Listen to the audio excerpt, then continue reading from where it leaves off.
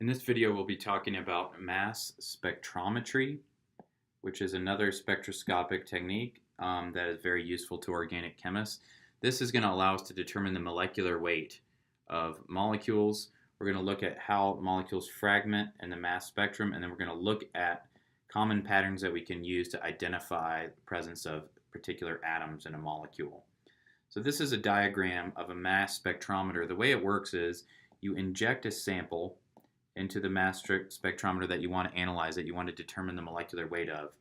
It gets passed through a high energy bombardment of electrons, which knocks an electron off. What you want to remember is electrons weigh basically nothing. So if you lose an electron, you still have the same molecular weight, but now you have a positive charge. And what you can do with that molecule is you can you can curve it through a magnet since it has a charge, and you can accelerate it towards something that's negatively charged. So the molecules now are going to be attracted to this plate, which is negatively charged. When they hit that plate, they're going to send a signal to the instrument, which is then going to be amplified and recorded, and that signal is going to show up as a peak. And that peak is going to have a mass associated with it. And we can use that mass to determine what kinds of atoms that are present in a molecule. So let me show you a simple example. Let's say we take a mass spectrum of methane. The first thing that's going to happen is that we're going to knock an electron off of methane. So now you have CH4 with a plus charge. Carbon weighs 12, and each hydrogen weighs 1. So the total now is 16, and we see this peak here at 16, okay?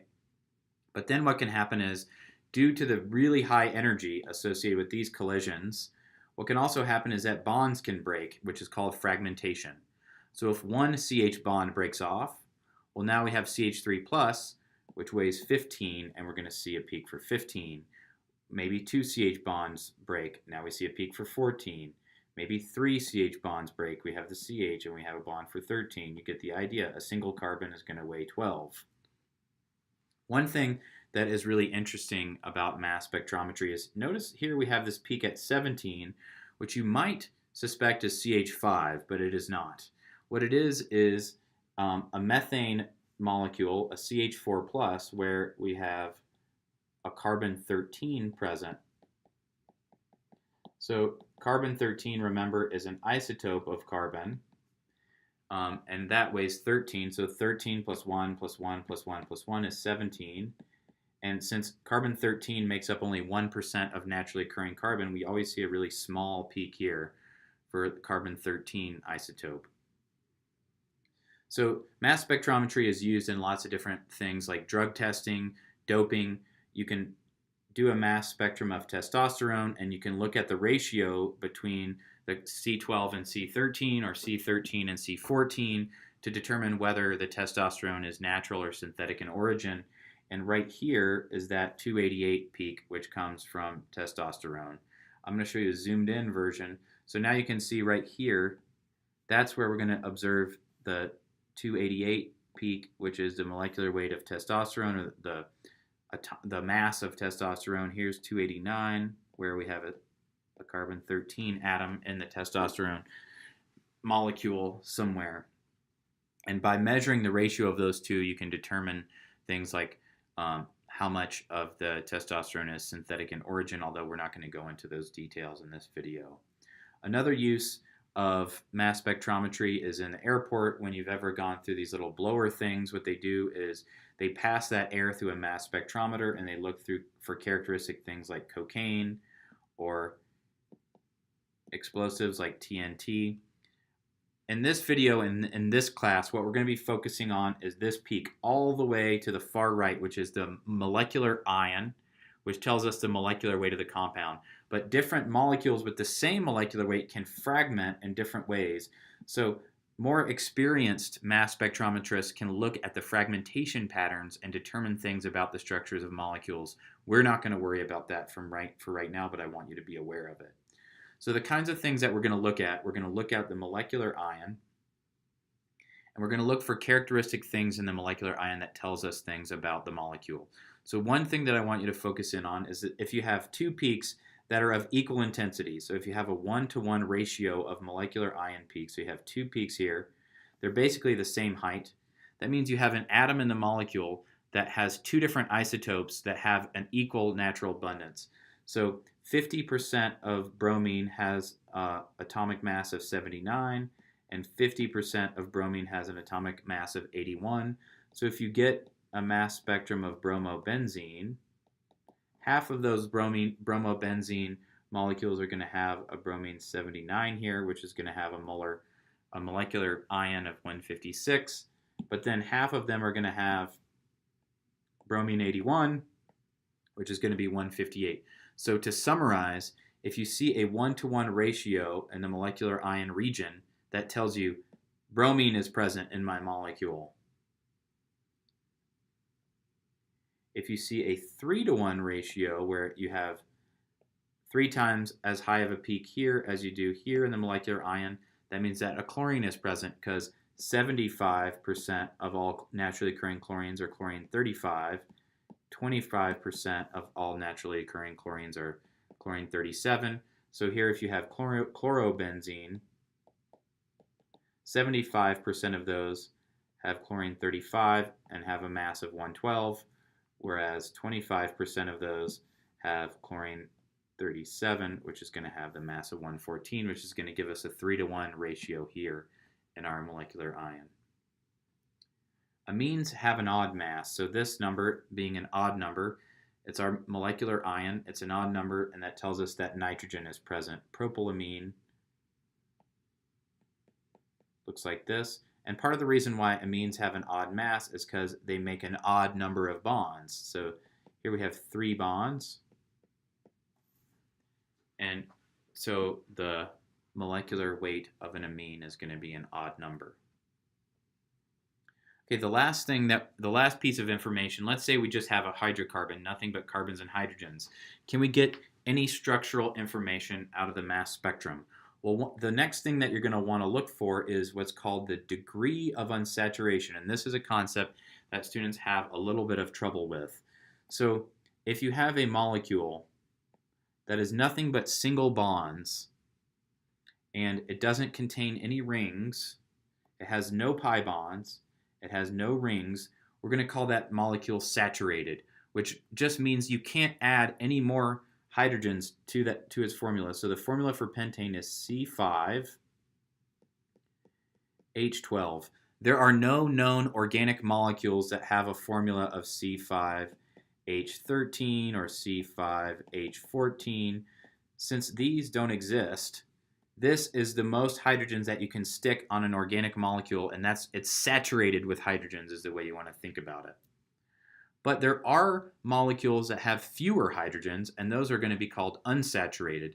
And you can determine structural things about a molecule by determining how many hydrogens it's missing. So a generic formula for a saturated molecule is that any organic molecule that is saturated is going to fit this formula. For however many number of carbons that it has, it's going to have 2 times that number of hydrogens plus 2. So if you have 5 carbons, 2 times 5 plus 2 is 12, so we know that this molecule is saturated. To summarize, anything with a formula of CnH2n plus 2 is saturated. So if we looked at this mass spectrum here, we see the molecular ion is 72. So C5 means that you have 5 carbons. A carbon has an atomic mass of 12. So 5 times 12 is 60. And 12 hydrogens, atomic mass of hydrogen is 1. So 12 hydrogens is going to weigh 12. That's 72. So you can determine, if you know that the molecule is nothing but carbons and hydrogens, you can determine its formula just from adding up 12s and 1s until you get to 72. Okay, but what if your molecular ion is 70? Well, then we can use sort of the same reasoning that we used in the last slide, right? So we still have 5 carbons, which is 60. But now, to get to 70, we can only have 10 hydrogens. So we know our formula is C5H10. But we also know that a saturated molecule has a formula of CnH2n plus 2. So what you want to do is compare. This is what the formula would be if a molecule is saturated. but this is what our formula is. So we're missing 2 hydrogens, which means we have 1 degree of unsaturation. In other words, we either have 1 pi bond in our molecule or 1 ring. What am I talking about? Well, let's think about molecules that have 1 degree of unsaturation. What molecules would have a formula of C5H10? Well, one example would be cyclopentane. It has 1 ring. If we count up, we have 5 carbons and we have 2, 4, 6, 8, 10. So that's C5H10. What about this one? That has 1 pi bond, and if we count up our hydrogens, we have 3, 5, 7, 8, 10. So that also has a formula C5H10. So notice 1 ring is 1 degree of unsaturation, or 1 pi bond is 1 degree of unsaturation. You could also have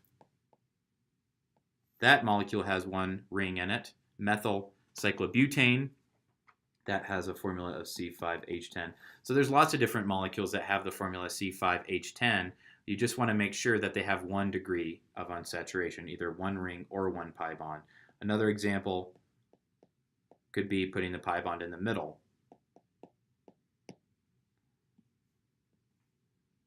Okay, so what if your molecular ion was 68? Well, now you know your formula is C5H8. If we compare that to CnH2n plus 2, notice now we're missing 4 hydrogens, which means that we have 2 degrees of unsaturation. So for every 2 hydrogens you're missing, you have a single degree of unsaturation. That means that, so this tells us 2 degrees of unsaturation. Okay, so what does that tell us about the structure of our molecule? Well, that means we either have 2 pi bonds, 2 rings, or 1 ring and 1 pi bond. In this case, let's say the molecule was this alkyne. Well, it has 2 pi bonds. If we looked at its formula, we have 3 hydrogens, 4, 5, 6, 7, 8, and we have 5 carbons, 1, 2, 3, 4, 5. So this would have a C5H8 formula. Another possibility would be cyclopentene, which has a ring and a pi bond in its structure. So this would have a C5H8 formula. This would have a C5H8 formula. So my point is, we can use the molecular ion of a hydrocarbon to determine structural things about the molecule, either the presence of pi bonds or the presence of rings. Okay, so let's look at a possible question that you might see on an exam, right? Here, this says, which statement is false for a compound with a molecular formula of C3H4?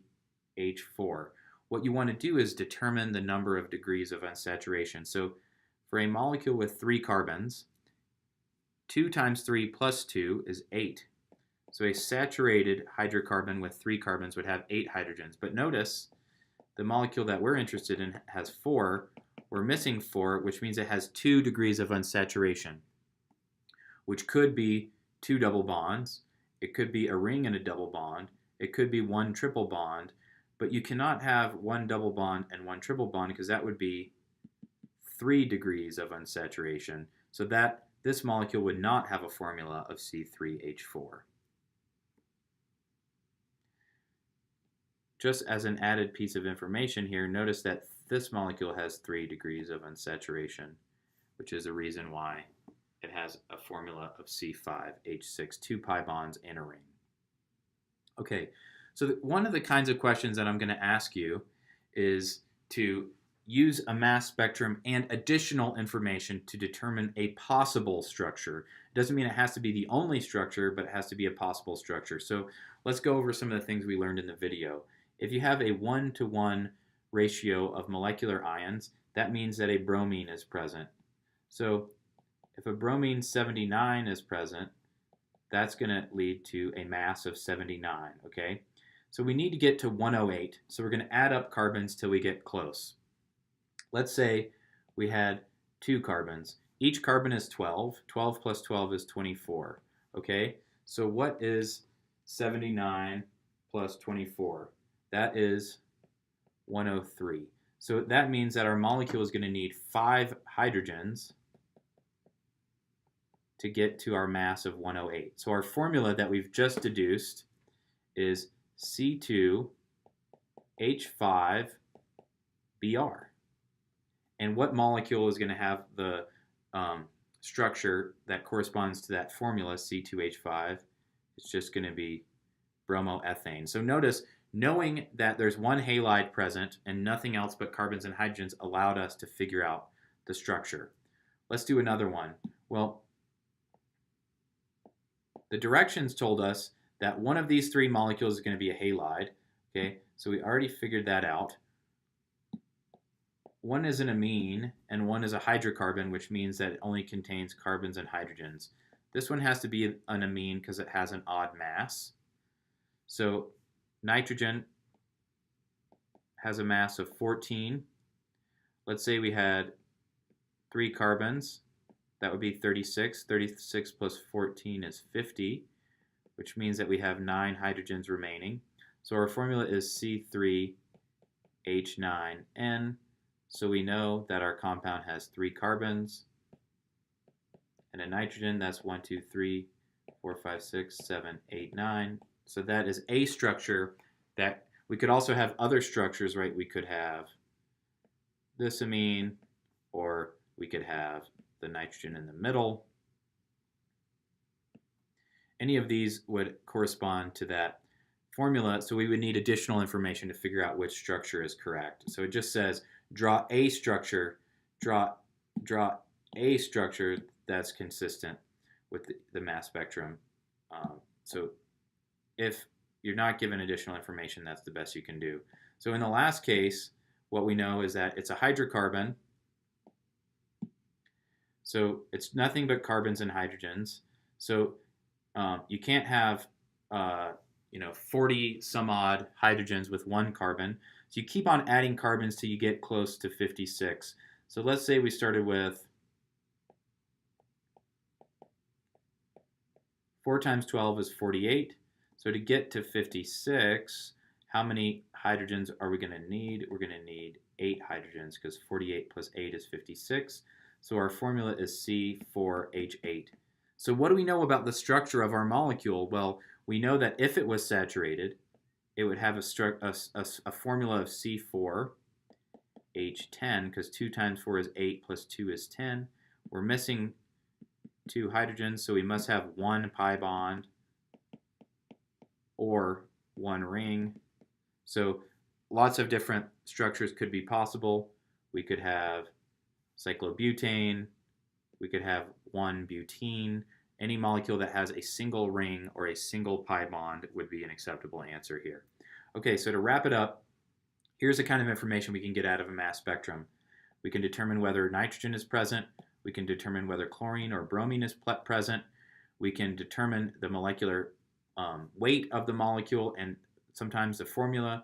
We can determine the number of pi bonds or rings that are present, which is called degrees of unsaturation. In the previous video, we said we could use the IR spectrum to determine functional groups that are present. And then, as we're going to see in the lab, we can use chemical tests to determine the location of the functional group in a molecule. And in this way, we can eventually determine the structure of the molecule.